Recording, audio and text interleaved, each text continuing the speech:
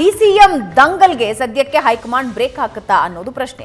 DCM ಪಟ್ಟಕ್ಕೋಸ್ಕರ ಪೈಪೋಟಿ ಮಾಡ್ತಾ ಇರೋರಿಗೆ ಮಣೆ ಹಾಕ್ತಾರಾ?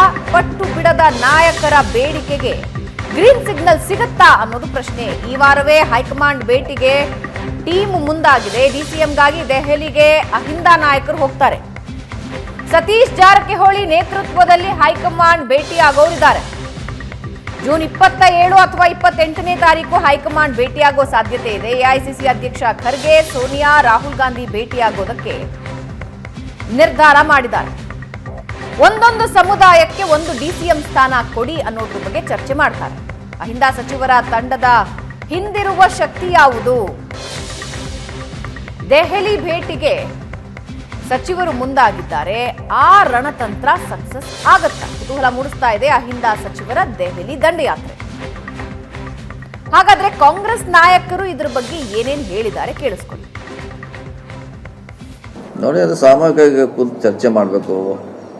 ಎಲ್ಲರೂ ಕೂಡಿ ಕಲೆಕ್ಟಿವ್ ಡಿಸಿಷನ್ ಆಗಬೇಕು. ಅದು ಸೊ ಅದು ಆ ರೀತಿ ಆಗಬೇಕು ಅಷ್ಟೇ. ಹೈಕಮಾಂಡಲ್ಲಿ ಚರ್ಚೆ ಆಗಬೇಕು. ಅದು ಮುಖ್ಯಮಂತ್ರಿ ಮಟ್ಟದಲ್ಲಿ ಚರ್ಚೆ ಆಗಬೇಕು. ನಂತರ ಅದಕ್ಕೆ ದಾರಿ ಚರ್ಚೆ ನಡೀತಾ ಇದ್ದಾರೆ. ಹೈಕಮಾಂಡ್ ಮಟ್ಟದಲ್ಲಿ, ಸಿಎಂ ಮಟ್ಟದಲ್ಲಿ ನಡೀತಾ ಇದ್ದಾರೆ. ಆಕಾಂಕ್ಷಿಗಳು ಭಾಳ ಇದ್ದಾರೆ. ಇಲ್ಲ, ಮುಂಚೆಯಿಂದ ಎಲ್ಲರಿಗೂ ಅದು ಕೇಳೋದ್ರಲ್ಲಿ ತಪ್ಪೇನಿದೆ? ಅದು ಕೇಳೋದು ತಪ್ಪೇನಿದೆ? ಎಲ್ಲರಿಗೂ ಒಂದು ಇದ್ದೇ ಇರ್ತದಲ್ಲ, ಅವ್ರ ಸಮಾಜದಲ್ಲಿ ಎಲ್ಲರಿಗೂ ಉಪಮುಖ್ಯಮಂತ್ರಿ ಕೊಡಬೇಕಂತ ಬೇಡಿಕೆ ಇದೆ. ಅದ್ರಲ್ಲಿ ಕೇಳೋದ್ರಲ್ಲಿ ತಪ್ಪೇನಿಲ್ಲಲ್ಲ. ಮುಸ್ಲಿಂ ಎಲ್ಲ ಸಮಾಜದ್ದು ಬೇಡಿಕೆ ಇದೆ.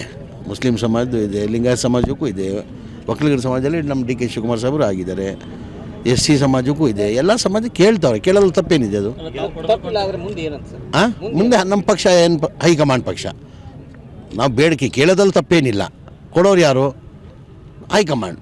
ಈಗ ತೀರ್ಮಾನ ಮಾಡೋದು ಹೈಕಮಾಂಡ್. ತೀರ್ಮಾನಗಳು ಬೇಗ ಬೇಗ ಆಗದೆ ಹೋದರೆ ಸಮುದಾಯಗಳಲ್ಲಿ ಅಸಮಾಧಾನ ಶುರುವಾಗುತ್ತೆ. ಯಾವುದು ಆಂತರಿಕ ಇದನ್ನು ಶುರುವಾಗುತ್ತೆ. ಯಾವುದಕ್ಕೆ? ಇಲ್ಲ, ಆ ಥರ ಏನಿಲ್ಲ. ಬೇಡಿಕೆ ಇಟ್ಟಿದ್ದೀವಿ.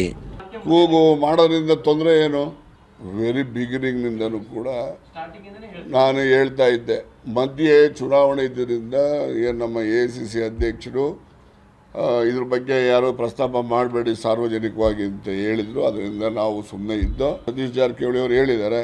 ಅವ್ರು ಹೇಳಿರ್ತಕ್ಕಂಥದ್ದು ಸರಿ ಇದೆ, ತಪ್ಪೇನಿದೆ? ಅವ್ರು ಹೇಳಿರ್ತಕ್ಕಂಥದ್ದಕ್ಕೆ ನಮ್ಮದು ಸಹಮತ ಇದೆ.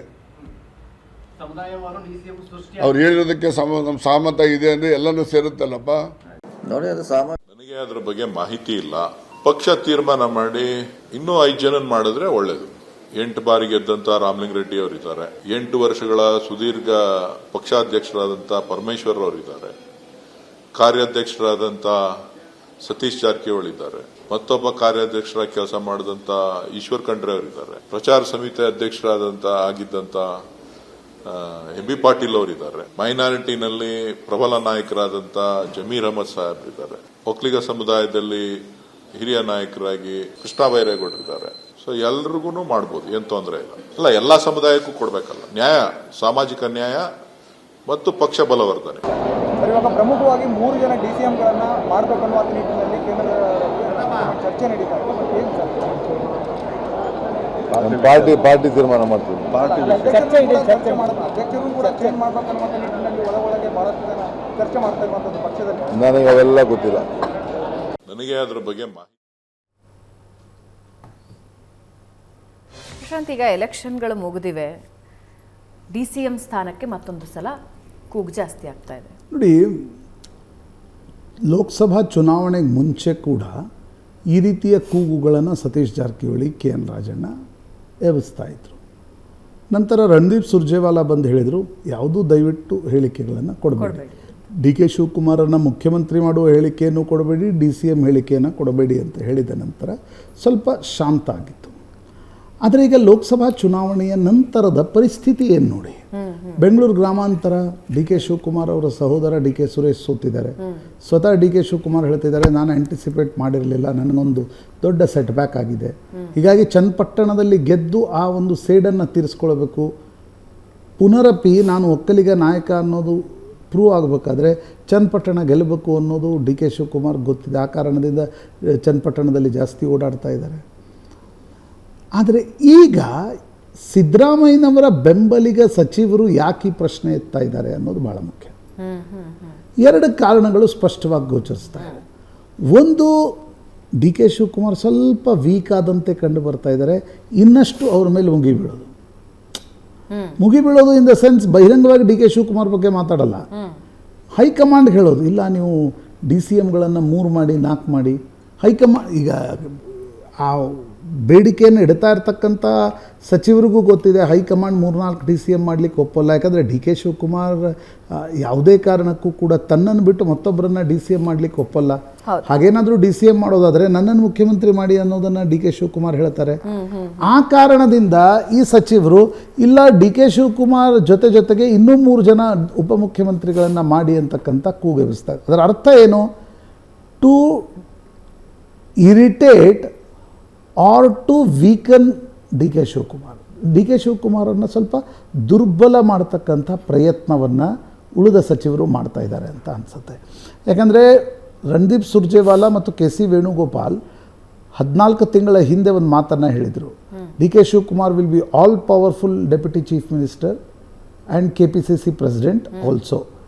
ಈಗ ಡಿ ಕೆ ಶಿವಕುಮಾರನ್ನು KPCC ಅಧ್ಯಕ್ಷ ಸ್ಥಾನದಿಂದ ತೆಗೆದು ಹೊಸಬರನ್ನು ನೇಮಿಸಬೇಕು ಅಂತಕ್ಕಂಥ ಒಂದು ಚರ್ಚೆ ಕೂಡ ಒಂದು ಕಡೆ ನಡೀತಾ ಇದೆ. ಅದನ್ನೇ ಸತೀಶ್ ಜಾರಕಿಹೊಳಿ ಹೇಳ್ತಾ ಇದ್ದಾರೆ.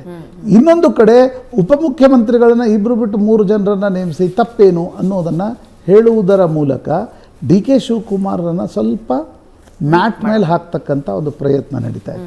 ಇದು ಯಾಕೆ ನಡೀತಾ ಇದೆ ಅನ್ನೋದು ನೋಡಿದರೆ ನನಗನ್ಸುತ್ತೆ this is a mind game. About CM post. Politics ಗೊತ್ತಿರೋರ್ಗೆ ಎಲ್ರಿಗೂ ಗೊತ್ತಿದೆ. 3-4 ಡಿ ಸಿ ಎಮ್ ಮಾಡಲಿಕ್ಕಾಗತ್ತಾ ಇವತ್ತಿನ ಸ್ಥಿತಿಯಲ್ಲಿ? D K Shivakumar D C M ಇದ್ದಾಗ, because is all powerful D C M ಅನ್ನೋದನ್ನು ಹೈಕಮಾಂಡ್ ಹೇಳಿತ್ತು. ಇವತ್ತು ಡಿ ಕೆ ಶಿವಕುಮಾರ್ ಜೊತೆಗೆ 3-4 ಡಿ ಸಿ ಎಮ್ಗಳನ್ನು ನೇಮಿಸಿದರೆ ಡಿ ಕೆ ಶಿವಕುಮಾರ್ 10ರಲ್ಲಿ 11ನೇ ಒಬ್ಬ ನಾಯಕನಾಗ್ತಾರೆ. ಆ ಕಾರಣದಿಂದ ಯಾವುದೇ ಸಂದರ್ಭದಲ್ಲೂ ಡಿ ಕೆ ಶಿವಕುಮಾರ್ ಅದಕ್ಕೆ ಒಪ್ಪಲ್ಲ.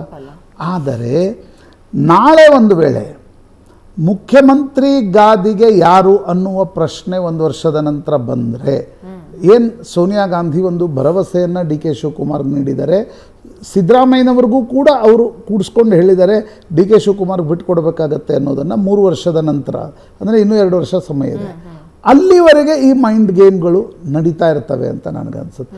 ಒಂದು ವೇಳೆ ಆಗ ಡಿ ಕೆ ಶಿವಕುಮಾರ್ ಆಗೋದಾದರೆ ಅವ್ರ ಜೊತೆಗೆ 3-4 ಜನ ನಮ್ಮನ್ನು ಮಾಡಿ, ಅಥವಾ ಡಿ ಕೆ ಶಿವಕುಮಾರನ್ನು ಮುಖ್ಯಮಂತ್ರಿ ಮಾಡ್ತೀರಿ ಅಂದಾದರೆ ಇದು ತೆಗೆದುಕೊಳ್ಳಿ, ನಮ್ಮ ಬಳಿ ಒಂದು 80 ಶಾಸಕರ ಸಹಿಗಳಿವೆ, ನಮ್ಮನ್ನು ಉಪಮುಖ್ಯಮಂತ್ರಿ ಮಾಡಿ. ಅವಾಗ ಹೈಕಮಾಂಡ್ ಏನು ಯೋಚನೆ ಮಾಡುತ್ತೆ?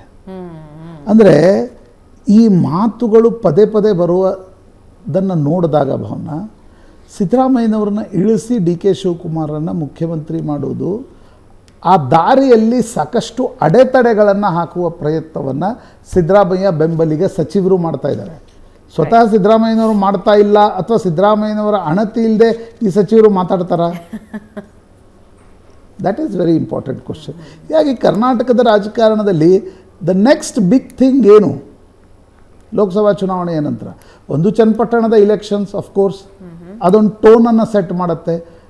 ಅದಕ್ಕಿಂತ ದೊಡ್ಡದಾಗಿರ್ತಕ್ಕಂಥ ಸಂಗತಿ, ಸಿದ್ದರಾಮಯ್ಯನವರು 5 ವರ್ಷ ಕಂಪ್ಲೀಟ್ ಮಾಡ್ತಾರಾ, 3 ವರ್ಷ ಆದಮೇಲೆ ಇಳಿತಾರಾ, ಡಿ ಕೆ ಶಿವಕುಮಾರ್ ಇಳಿಸ್ಲಿಕ್ಕೆ, ಡಿ ಕೆ ಶಿವಕುಮಾರ್ನ ಮುಖ್ಯಮಂತ್ರಿ ಮಾಡಲಿಕ್ಕೆ ಒಪ್ತಾರ ಉಳಿದ ನಾಯಕರು ಅಂತ? ಯಾಕಂದರೆ 2016-17 ಒಂದು ಕ್ಲಾಸಿಕ್ ಕೇಸ್ ನಮ್ಮ ಕಣ್ಣು ಮುಂದಿದೆ. ಡಿ ಕೆ ಶಿವಕುಮಾರನ್ನು ಸೋನಿಯಾ ಗಾಂಧಿ ಕರೆದು ಹೇಳಿದರು, ಇಲ್ಲ ನೀವು ರಾಜ್ಯ ಕಾಂಗ್ರೆಸ್ ಅಧ್ಯಕ್ಷರಾಗಬೇಕು ಅಂತ. ಆಡಳಿತ ಅಂದರೆ ಅಧಿಕಾರದಲ್ಲಿದ್ದಾಗ ಡಿ ಕೆ ಶಿವಕುಮಾರ್ ಹೇಳಿದರು, ಇಲ್ಲ ಮೇಡಮ್, ನಾನು ಹೆಂಡತಿ ಮಕ್ಕಳ ಜೊತೆ 1 ತಿಂಗಳು ಅಮೇರಿಕಾ ಟ್ರಿಪ್ ಹೋಗ್ತಾ ಇದ್ದೀನಿ, ಅಲ್ಲಿ ನನ್ನ ಬೇರೆ ಕಾರ್ಯಕ್ರಮಗಳು ಕೂಡ ಇವೆ, ಬಂದಮೇಲೆ ನಾನು KPCC ಅಧ್ಯಕ್ಷ ಆಗ್ತೀನಿ ಅಂತ. ವಾಪಸ್ ಬಂದಮೇಲೆ ಏಕಾಏಕಿ ಆಗ ಕೆ ಸಿ ವೇಣುಗೋಪಾಲ್ 16-17 ನಾಯಕರನ್ನು ಕರೆದರು.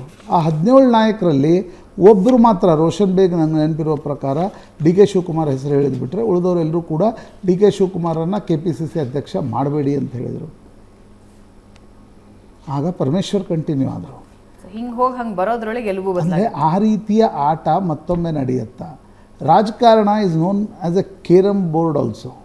ಅದು ಇಲ್ಲಿ ಹೊಡೆದ್ರೆ ಅಲ್ಲಿ ಹೋಗಿ ಅಲ್ಲಿ ತಾಗಬೇಕು ಅಂತಿರುತ್ತೆ.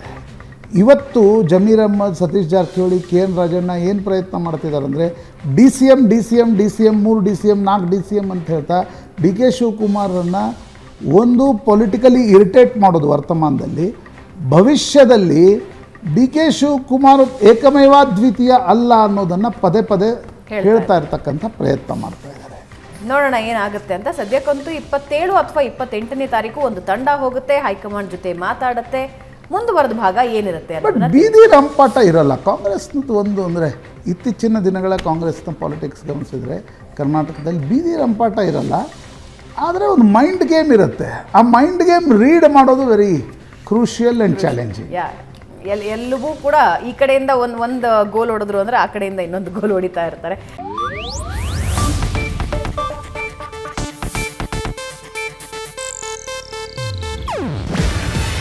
ಇದು ಏಷ್ಯಾನೆಟ್ ನ್ಯೂಸ್ ನೆಟ್ವರ್ಕ್ ಪ್ರಸ್ತುತಿ. ನೀವು ನೋಡ್ತಿದ್ದೀರಾ ಏಷ್ಯಾನೆಟ್ ಸುವರ್ಣ ನ್ಯೂಸ್.